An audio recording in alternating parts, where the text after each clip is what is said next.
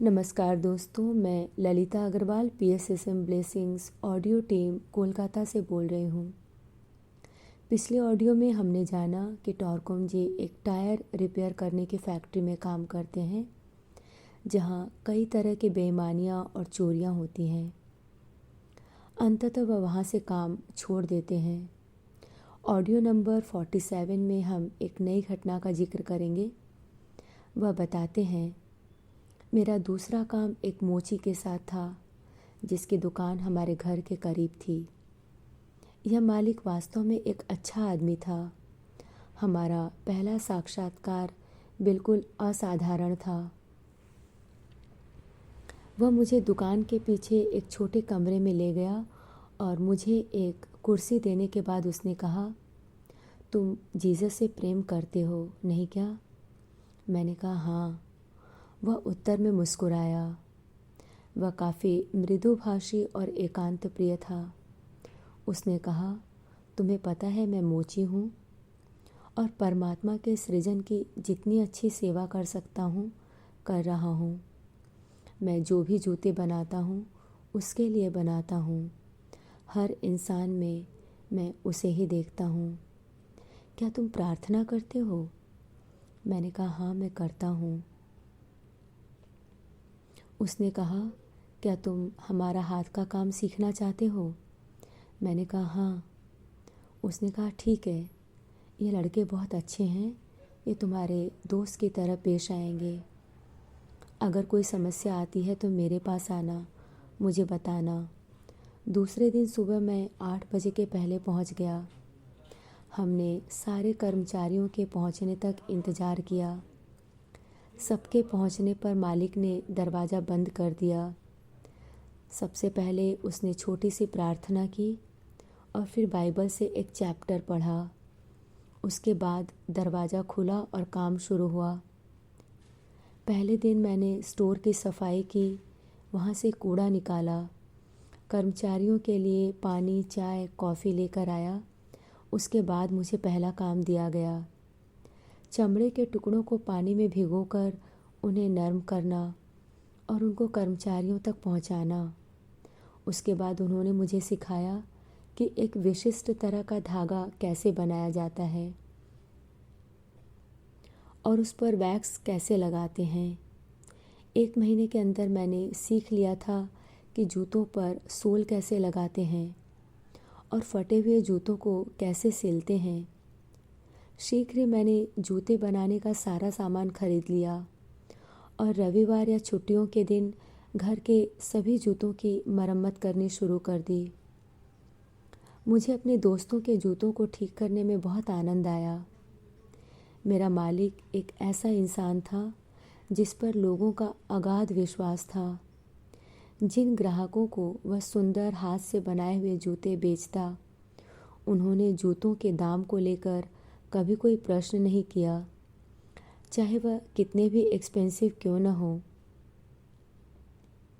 क्योंकि उन्हें मालूम था कि वह बहुत नेक और ईमानदार व्यक्ति है।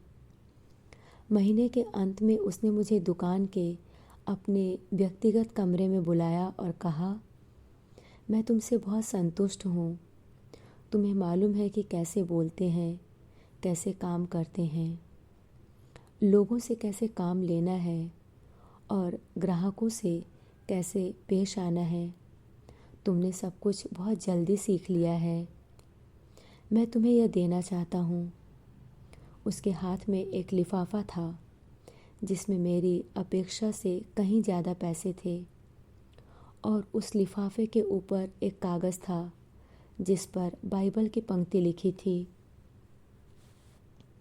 तुम्हारे शब्द मेरे रास्ते का प्रकाश हैं। एक दिन उसने मुझे अपने घर पर आमंत्रित किया। मुझे यह देखकर बहुत आश्चर्य हुआ कि उसके पास एक बहुत बड़ी लाइब्रेरी है जिसमें किताबें भरी पड़ी हैं। कुछ किताबें तो ऐसी हैं जो बहुत रेयर और समय से बहुत आगे की हैं। ज़्यादातर किताबें धर्म और दर्शन के बारे में थी। किताबें देखते समय मुझे एक किताब मिली, the life of the Buddha. मैंने जिज्ञासावश पूछा, क्या आप बुद्ध को पसंद करते हैं? उसने उत्तर दिया, हाँ। मैंने कहा, लेकिन आप तो क्रिश्चियन हैं।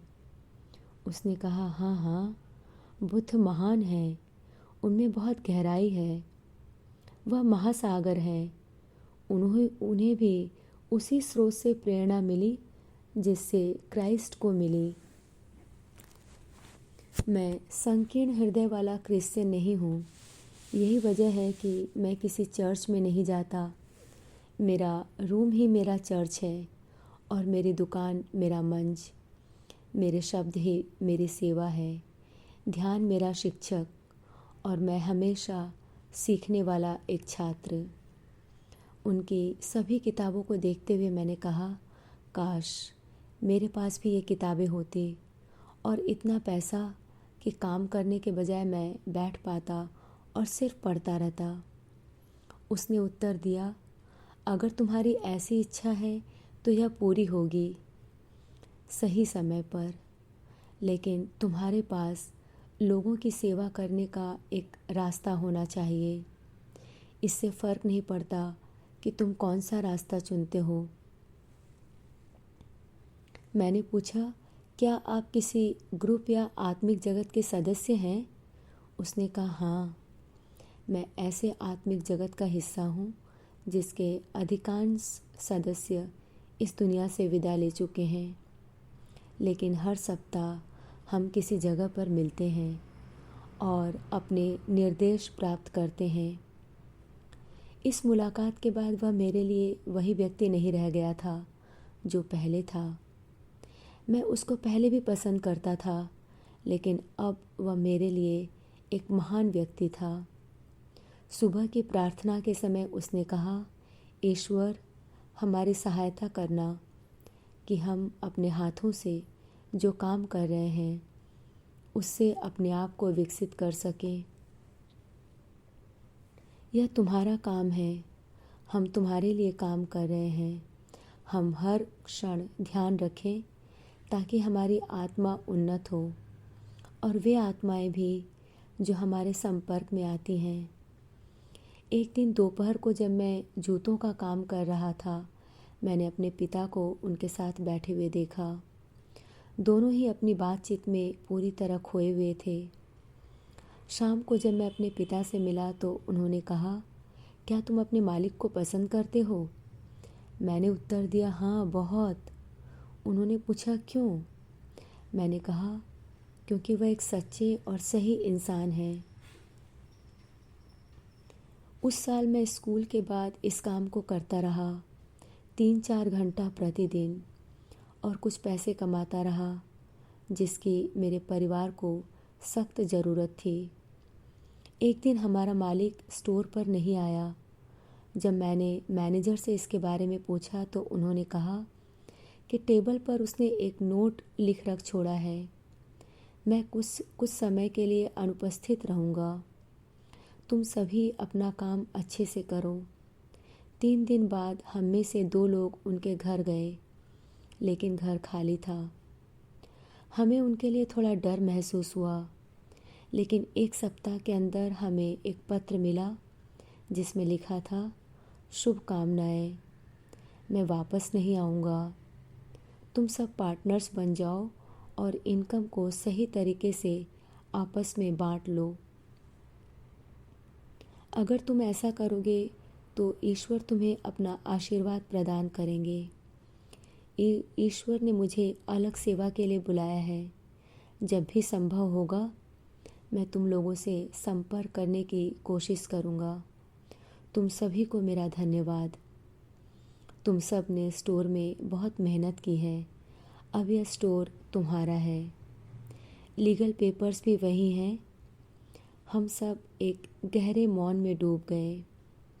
मैनेजर ने कहा, भाइयों, हम सब वैसे ही काम करेंगे जैसे कि वह यहाँ हैं। हमारी आँखों से आंसू गिरने लगे।